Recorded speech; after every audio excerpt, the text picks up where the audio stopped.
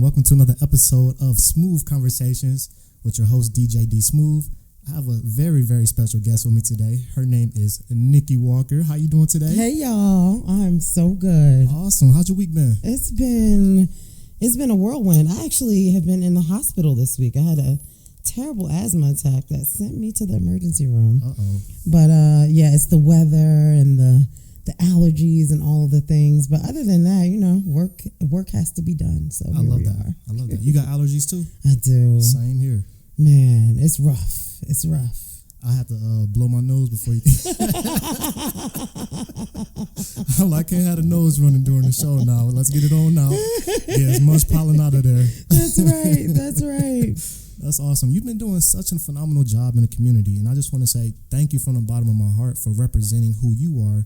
I know you're from Jersey, and we're going to get into their big Jersey. Yes, but you've been representing Utah well, and I just want to say thank you so much for that. Thank you so much. It is a joy for me to do that. I live here, and I love it here, and I want to represent who we are as a people. Not a monolith, for sure, but there are some things here foundationally that I think we all have in common that people outside of Utah don't know.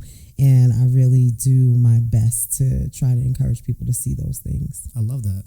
So, Nikki, a lot of people, they want to get to know you. They know your name. They seen your face, but they don't know exactly who Nikki Walker is. You mind explaining a little bit who is Nikki Walker? Sure.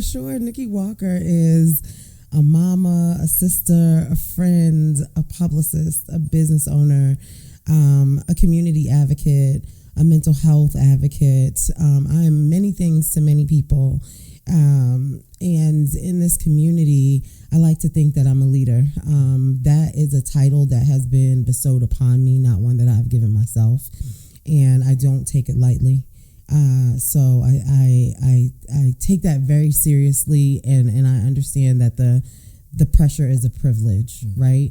And so I try to manage that pressure as gracefully as I can. In the community, I do a lot of things. I sit on a lot of boards.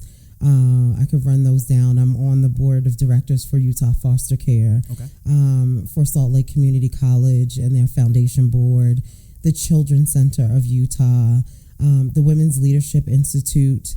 I'm the chair of the Joan Trumpeoma Holland Foundation. She is the last living freedom rider, so civil rights there. Wow.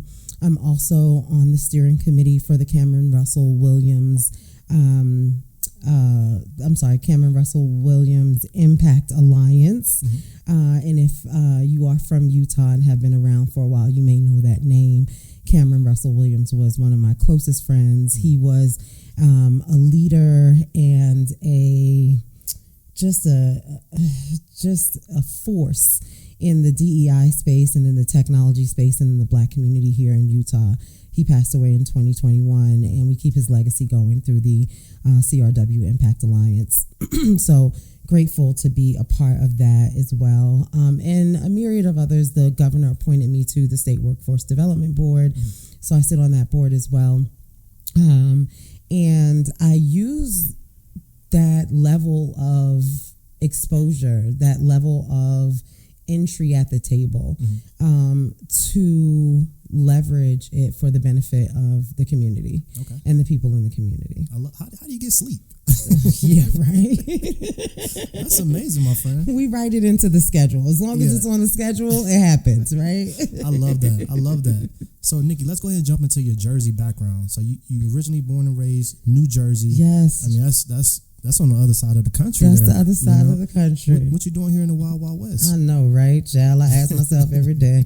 No, born and raised in Jersey City, New Jersey, one of the most diverse cities in the country. And then I moved to Lehigh, Utah, in Utah County.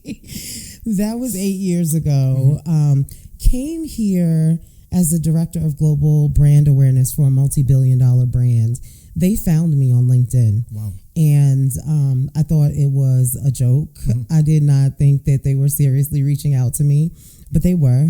And I flew to Utah, had the meeting, fell in love with the company and the people. And just less than a month after that initial phone call, I was relocated me, a suitcase and a box of shoes, just in Utah. My kid was in college at the time, so I didn't have to worry about relocating him. He was living on campus.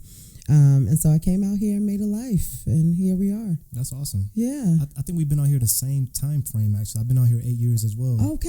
Yeah, moving here from Georgia. But I did my stint in Georgia. I did? 7 years in Atlanta. Okay. 7 years in Atlanta. Nice. That was back when Atlanta was a different place. I don't think I could live there again now, but it's tough. Yeah, it's tough, but it was fun when I lived there. Yeah.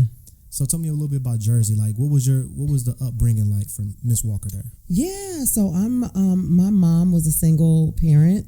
I had 2 sisters. My older sister passed away some years ago, but she had a terminal disease. Okay. So my younger sister and I were really caretakers for a big part of our lives, helping to raise our older sister as our mom was at work. We had nurses and caretakers in the home.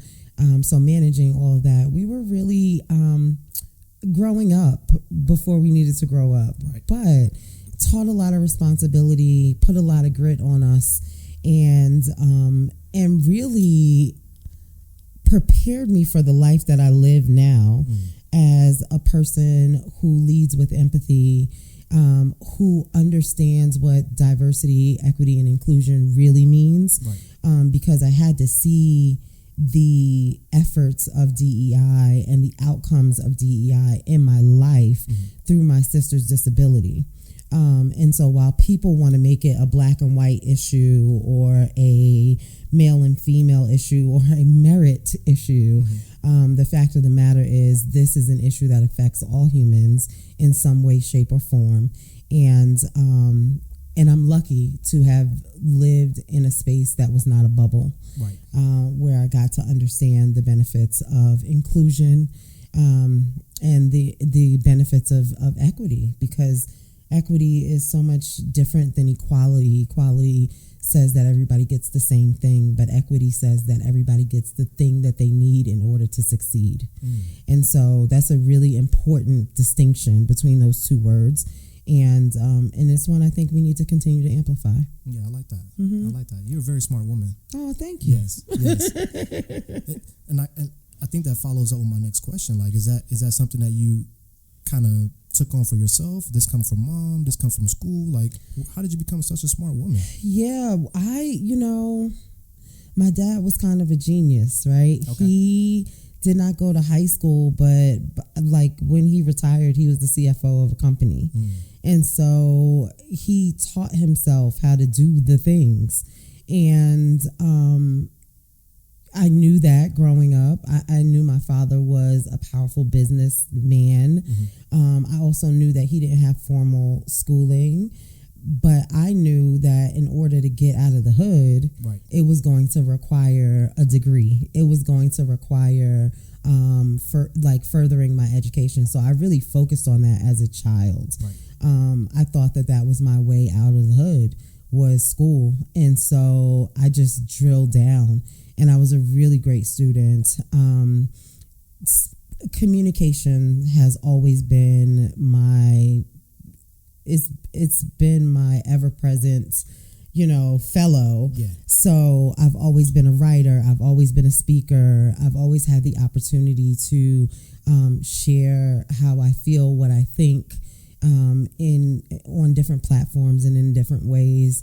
And because I have an opinion, I also like to explore the opinions of other people, and I think that makes you smarter. I agree. You don't have to agree with what people say, but it is important for you to understand where they are coming from, so that you understand the context in which their ideas and thoughts are coming from. So I'm always up for a good chat. I'm always up for a good sparring moment, because I want to learn more about people, and the more you learn, the smarter you get. I agree. Yeah, I agree. I think I saw this. It was from Myron Golden, actually. I follow him. He was like, the goal is to not be interesting, but be interested. Oh, yes. You know what I mean? Yes. And it sounds like you are very interested in what's going on with other people's lives and their world, you're a great communicator, so all of that is part of it. Yes, one of my taglines is that I'm a curator of curious conversations. Ooh, I like that. Yeah, and it's because I am curious. I do want to genuinely know. I want to understand people at the core of who they are authentically. It makes a big difference. I like that. And then speaking of education, you're still in school right now. Let me tell you. So I graduated high school in 1995. Clock it. And went to college and then had a baby in 1997. Well, my baby is now 27 years old and graduated from college a couple years ago and said to me, Mom, when are you going back to school? And I had a wonderful opportunity to engage with Western Governors University. And so now I'm a full-time student there in their communications program at the business school. And it is an incredible learning experience. I went in there with a little bit of haughtiness, thinking that I already knew all of the things. Not hardly. My mind is expanding daily, and I really love that that I'm learning new concepts and learning new things that fit into my world of communications. So this has been really great. Yeah, I love that. Yeah, you are so busy. I'm a little busy. A little bit. Just a little bit. Okay, I'm not going to... You can handle it. I think we have a finite amount of time on this planet, and you got to make the most of every minute. And so that is what I try to do. I try. And, you sleep when you need to sleep, and when you're not asleep, fill your time with things that are important. Fill your time with things that are going to impact other people. I think that's why we're here. I love that. Yeah. I love that a lot, actually.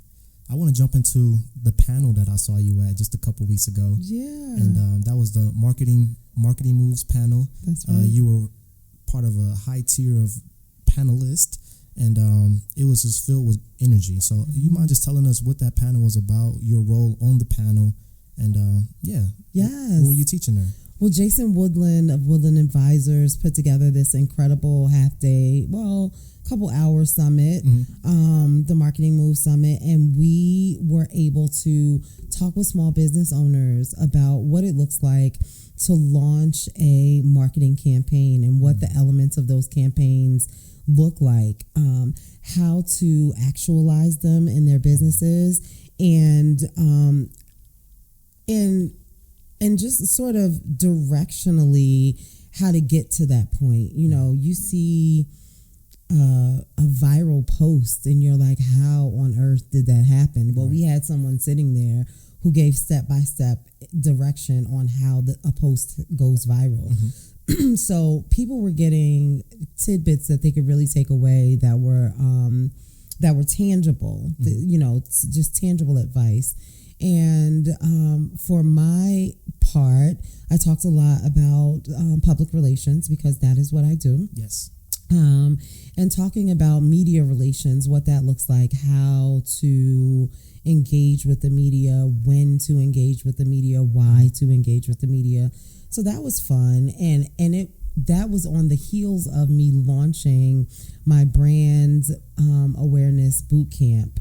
So right now yesterday we finished session number 2 of 4 sessions. Congrats, let's go. Thank you. So we're halfway through the brand bootcamp intensive, which talks about brand voice, your brand pitch, your elevator pitch, your what a press release looks like, how how to engage with media, how to leverage that engagement for media placements, and then what your visual cues are, what your visual branding looks like. So it's a full package of branding and PR 101 in 4 weeks. That's awesome. And it's been really great. We've got 15 participants, people really learning and just engaging in the content there, and are able to take the things that they are learning and insert it in their daily lives, and they're coming back with those stories. So this is my first foray into sort of a teaching I speak on a lot of stages, but to do this kind of intimate instruction, this is my first time doing it, and it's been incredibly. It's just been an incredible experience. I love that. I was just about to ask, actually, like, what's that feeling of seeing, like, the ones that you're teaching come back with their stories, their testimonies, saying, "Hey, it's working." Yes. What does that feel like? It feels like my imposter syndrome is an imposter, right? We all have this little voice in the back of our head saying, are we good enough? Is it good enough? Did we do the right thing? Are people really learning? And so it quiets the voice in the back of my head that says, maybe they're not getting as much as you think they are. They are, because they're coming back and they're telling me, and they're engaging during the sessions, and they're asking questions, and they're answering questions. And so it's just been a beautiful dance that I'm doing with these students, with these business owners, right? With these entrepreneurs who have entrusted me with instructing them on the next steps for this thing that they have given birth to. Yes. And that is huge. That's a huge responsibility, and it's a huge privilege. It is. And again, something that I don't take lightly. And so to hear them come back with that feedback has been, it's priceless. It's priceless. Now, you said you just finished week 2 out of 4? Yeah, we finished week 2 yesterday. So for the last 2 weeks, is it the people that already signed up, or can new people enroll for the last 2 weeks? No, so it's a cohort. So you got to be enrolled from the beginning. So we'll be starting another cohort in June. Nice. So you'll hear more about that coming up here shortly. Okay. Yeah. Okay. Yeah. Make sure y'all stay tuned for that. Yeah. They're changing lives over here. Yes, indeed. Well, let's talk a little bit. I want to go back to Jersey. Okay. Because come on now, y'all got a lot of tradition over there. Like you said, it's a melting pot over there. Yes. I want to hit in on it. So you told me you sung. I used to. Okay. I used to. Tell me a little bit about God will that. take it away from you. If you don't use it, you lose it. So he said, give me that. Yeah. I'm going to give it to somebody else, but that's all right. Right.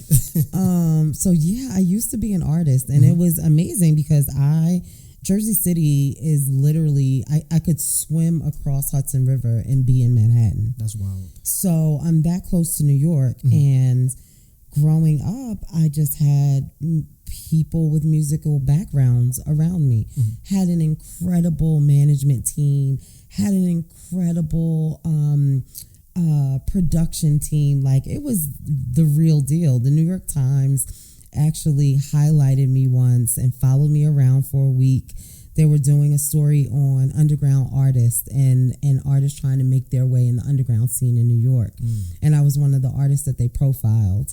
And, going into these smoky nightclubs and Stevie Wonder coming in and doing a set just because it's Tuesday night, right? Cool. Or Ashford and Simpson had a club called the Sugar Bar. Okay. And I had my vocal coach was a famous singer. And so she would take me to the Sugar Bar and Ashford and Simpson to call me their niece and bring me on the stage with them and sing with them. Like, this was my life, and I thought it was going to be my life. Right. And then somewhere around, I don't know what year it was, but I got an invitation to basically audition for Virgin Records. It was the only label that I wanted to be signed to. Wow. And the A&R said I was too fat. He said, exactly, y'all going to have to run her around the block a couple of times. We don't know what to do with her. Crushed my spirit. And I got into the elevator and I looked at my manager and I said, I'm never singing again. And he said, you got to be kidding me. Like, you can't let this jerk, derail you. But it did derail me. But it derailed me into publicity. I knew that I still wanted to be in the entertainment industry. I was very familiar with what publicity was and what the outcomes were of it, and I wanted to be a part of that. So I went to 7th Avenue in New York, found the most prolific publicist there was, whose name is Angelo Ellerby, knocked on his door and said, I know you don't know me, but can you teach me how to be a publicist? And after some conversation, he was impressed with my chutzpah and put a desk in his office and allowed me to learn from him for 18 months. Wow. And that was my foray into public relations. And that was all because of being a New Jersey-based artist in the New York City nightlife and understanding sort of the who's who and the players and all of that kind of jazz. It helped me find myself. I mean, that's amazing. I mean, what a story. But I feel like a lot of people listening can learn from that as well, too. You know, there's a lot of people who want to be artists. You know, it's the sexy thing to do. You know what I mean? So for those who maybe who didn't have their head bumped yet by somebody who derailed them, I mean, what advice would you give somebody that's going through that maybe, or haven't gone through it yet, where they're growing their career, they're going to eventually get derailed by somebody or something, and they need to keep going from that experience? Yeah, you know, I represent artists now as a publicist and have for years. But the road is not a straight road. It is a winding road. And as my girl Princess would say, every day is a winding road. For sure. And you have to keep your eye on the prize. The derailing that I experienced would have been different if it was 2025, because there are other outlets for me to share my talent and to amplify my vision. So I say to artists now, find your people and cater to those people. There are millions and billions of people in the world, right? There is a niche for you. There is a corner of the world where people will enjoy your music, your art, your whatever it is that you do. You just have to find and curate them. And once you curate that guest list, you have to nurture that guest list. You have to make sure that they know that they matter to you, so that they stick around, so that they want more from you, so that they continue to support you. Makes sense. Yeah. Makes perfect sense. Yeah. Ooh, I love that. That's great. I hope y'all was listening to that. That's great advice. I like that. You taught me something there. That's real. So I got to jump back into the Jersey scene. Come on now. I mean, I didn't know y'all listened to house music. Yes, we do. Okay. House music all night long. Please tell me about the house music scene. Long. Come on now. I want to know about that. That is cool. It's, you know, house music has just always been a part of my being. The house music that I listen to now is probably house music from 1982. Wow. Probably songs from the 80s that are still relevant and prevalent in the house music scene in Jersey today. I mean, I could bust into song right now, but I'm not going to. But, you know, I was talking to you offline about, you know, the dancing and the footwork and all that has been born out of house music now in Jersey. There's like a movement of Jersey Club, and that's these young kids, and they are doing footwork, and they are, you know, getting sturdy and doing all the things. Right. And that's not a part of the culture that I grew up in, but it is an extension of it for sure. Makes sense. And so I love to see it. One of my good friends is planning, my brother, in fact, is planning a 50th birthday party. And it's going to be a house music party. Okay. Looking at having house music artists come through. So like the house music is big for me. Yeah. I love that. So you grew up on house music, basically. Grew up on house music. I love that. Yeah.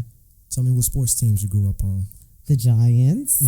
My grandfather was a Mets fan, but everybody else I know was a Yankees fan. Okay. So in New Jersey and New York, right? In New Jersey, we didn't have any teams. We got the New York teams. Right. So you are Giants or Jets, Yankees or Mets. Right. So my house is Giants and Yankees. And those are my two sports teams. I didn't really follow basketball too tough. Yeah. We had the New Jersey Nets, but I'm not a basketball girl.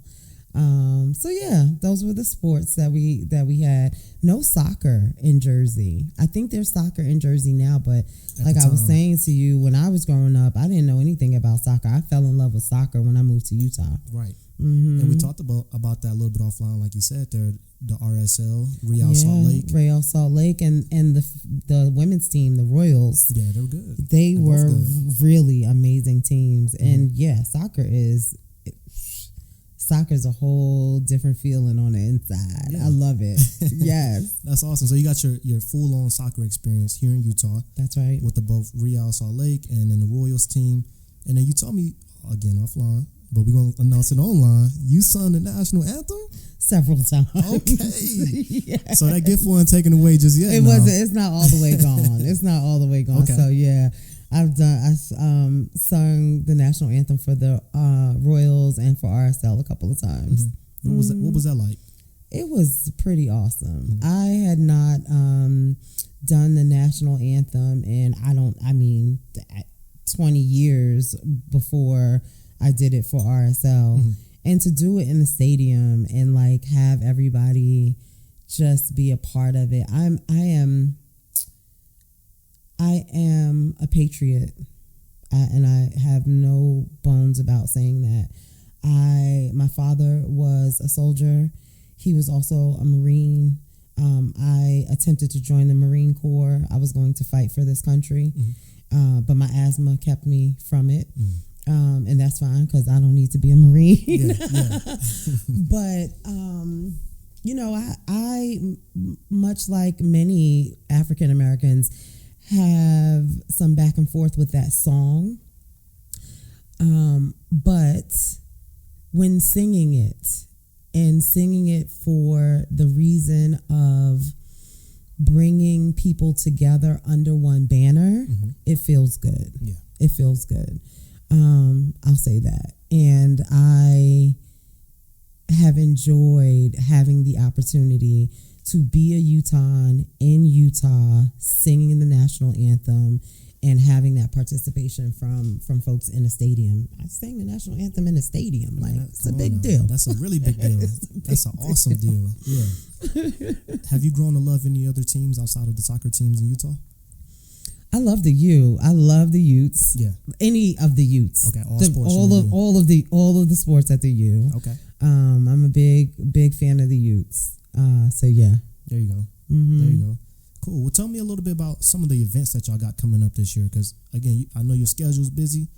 A little bit busy is what you said. A little smidge of a busyness. What y'all got coming up though? So many things coming up. This summer is going to be big. I am I'm the chair of the Small Business Advisory Committee for the Utah Black Chamber of Commerce. So we've got a couple of events coming up that need to be on everybody's radar. Yes. In August, we're doing the Utah Black Chamber Black Wealth Conference. I believe it's August 8th and 9th, but you can follow the Utah Black Chamber on Instagram to keep up with all of the things that are happening. But last year was our inaugural Black Wealth Conference, and we had J. Alexander Martin, one of the founders of FUBU, here. We had Dr. Lael. What's Dr. Lael's last name? I think his last name's Anderson, too. But we had these incredibly important people in the financial space and in the growth space, talking to our small businesses about what growth and stackability looks like how are we growing these businesses, why are we growing these businesses, and what resources do we have with which to grow these businesses. Makes sense. So we're going to build on that this year, and in a very big way. One thing I'm really excited about is that Princess DeRose and I partnered earlier this year to do the House of Code and Culture during Utah Tech Week. And it was the only event during Utah Tech Week that highlighted diverse voices in the tech industry. So I think we did 6 events in one day, and those 6 events all highlighted. So it was not a woe is me session, how hard it is to be Black in tech. Right. It was, we're going to talk about tech because we're subject matter experts and we happen to be Black. And I think it's really important that we start to pivot. And when we're talking about the Black experience, there is another perspective from which to speak on it. And that is the perspective of I am the expert and not my feelings are right now. Okay. But this is who I am in this space, and I'm going to take up space in this place, and you are going to listen and understand and engage with me here. And so House of Code and Culture has really created a platform for that.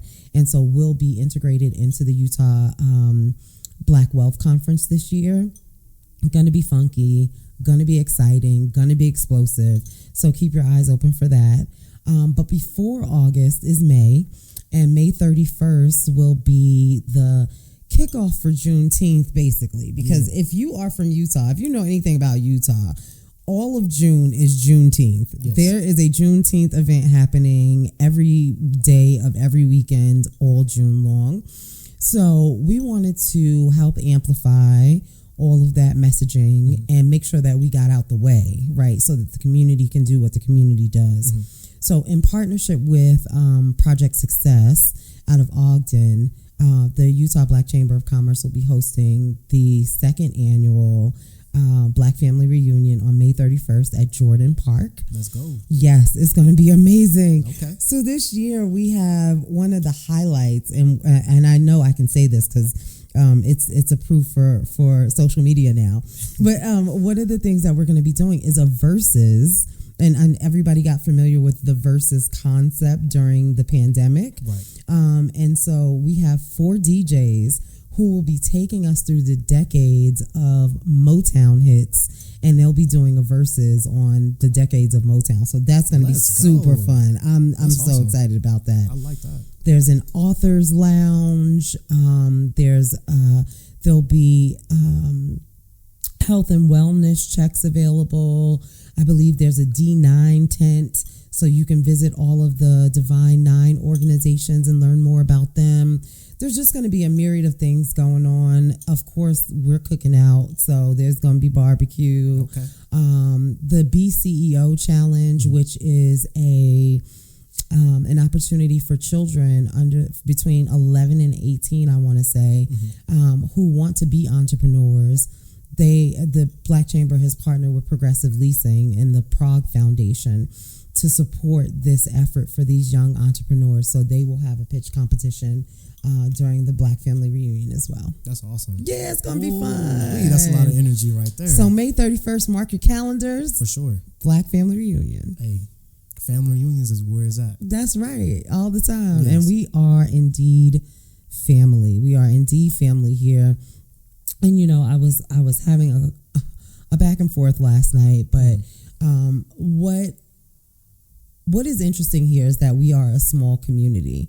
The Black community here is a small community. And the diaspora is still a small community, right? But we're all here together, and we are not a monolith, right? I think we're getting to a place where we're starting to grow at a speed where everybody can't check in with each other to see who's having events on the same day. Right. So sometimes an event is going to happen on a day that you have an event. And that's fine because there's enough of us to go around. And there's enough interest from enough people to fill your event, my event, and 4 other events. That's right? So I just want to throw that out there as the summer approaches, and there are so many of us wanting to pour into the community, wanting to bring community together.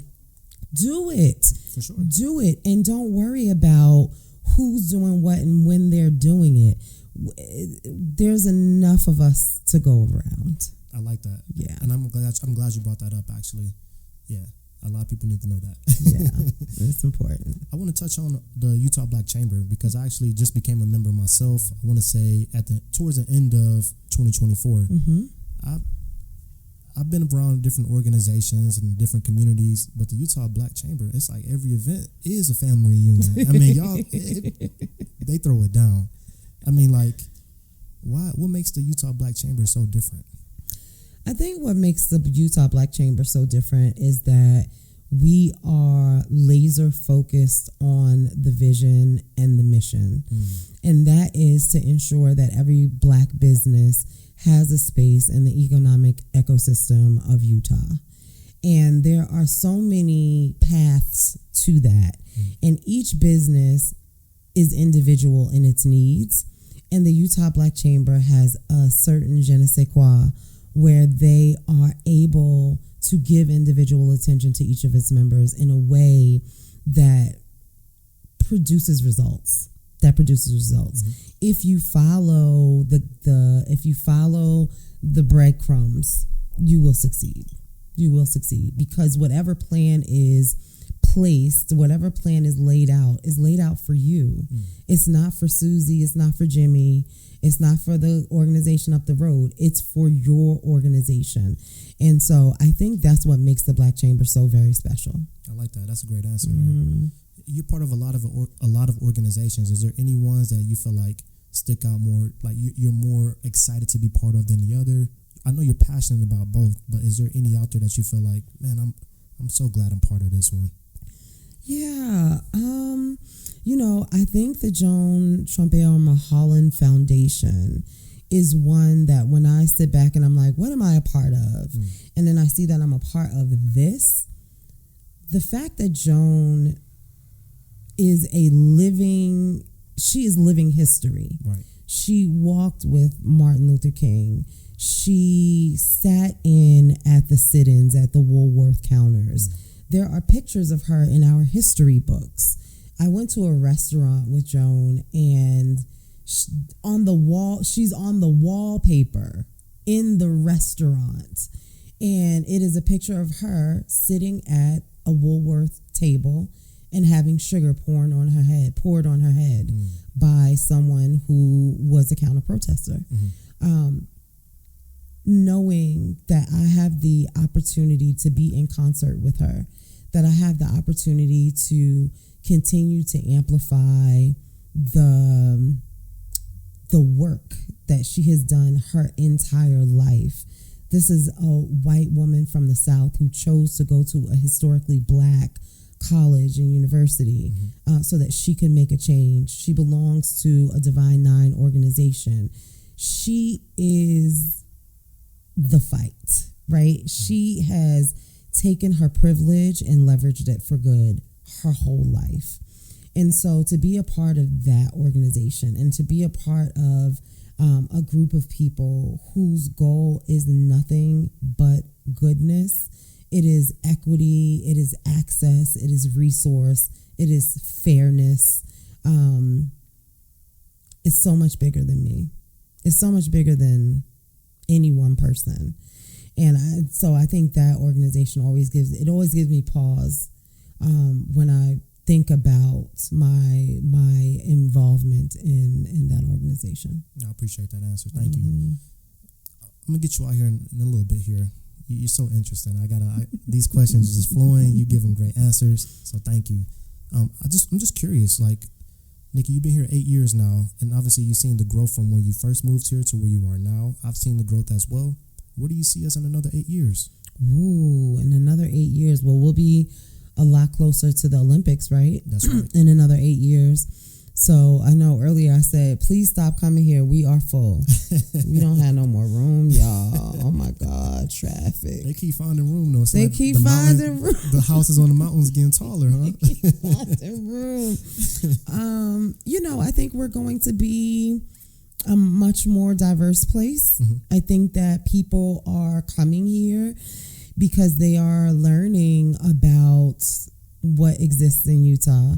And there was a study that just came out and said, like, between 2010 and 2023, there was an 89% growth in African American residents coming to live in Utah, which, huge. I mean, huge, right?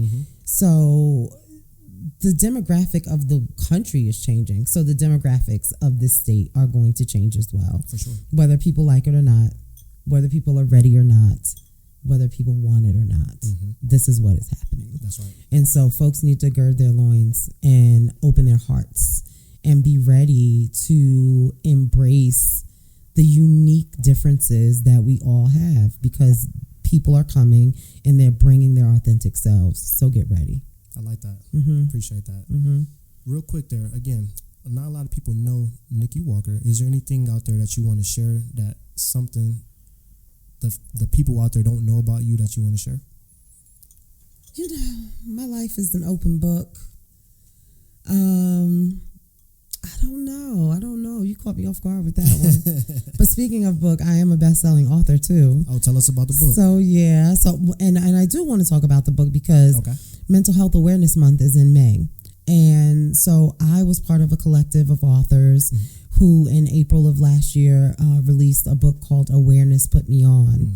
And Awareness Put Me On went on to be a 6-time Amazon bestseller. And it talks about the moment in time that something, you became aware of something and it put you on a new trajectory.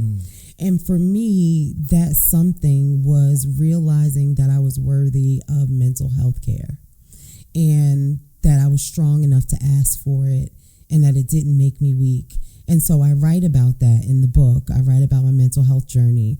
And asking for help and looking for help and getting help and how that really transformed my entire life. I like that. So Awareness Put Me On. You can find it on Amazon. I'll be out in these Utah streets all May talking about it, doing book signings and book readings. So you can look out for that too. Okay. Okay.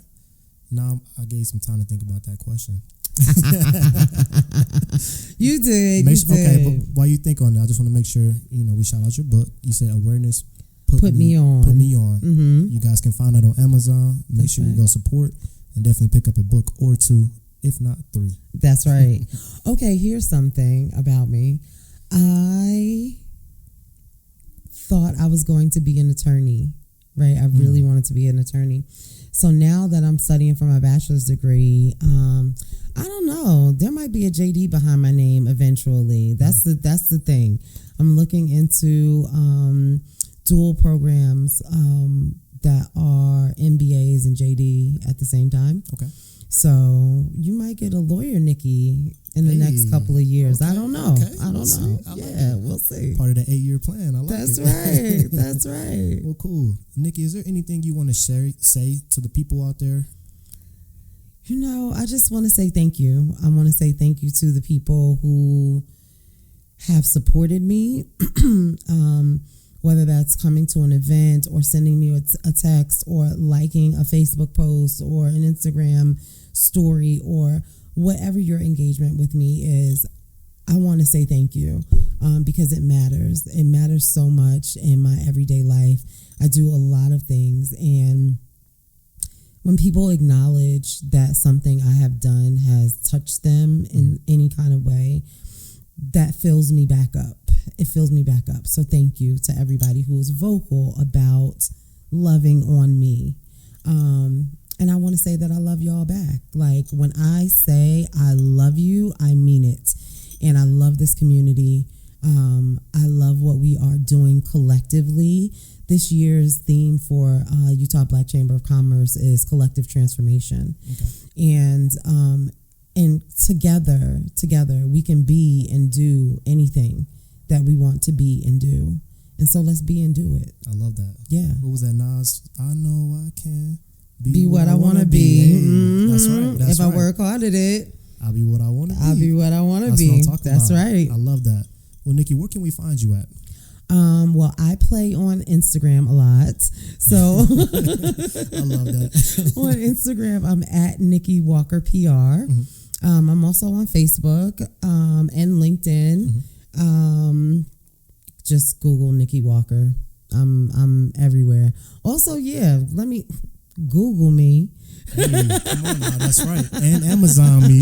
That's right. And Amazon me. Yes. But I love I do a lot of engagement on Instagram. Get a lot of business done on Instagram too, interestingly enough. Okay. So at Nikki Walker PR is my personal Instagram, and then nwpr.consulting is my my business Instagram. I love that. Yes. Well, Nikki, I want to say thank you so much for taking the time out your busy day, spending some time with me here on the show, and bringing your electrifying energy. Thank you so much. Oh, Deshaun, thank you so much for having me. This has been so fun. I appreciate you, my friend. We'll see y'all in the community. You got it. All right, y'all. Well, we're going to close the show up here. Again, I appreciate you guys tuning in to today's shows. This is Smoove Conversations with D Smoove and Nikki Walker. And we'll see you guys next time. Much love. Peace.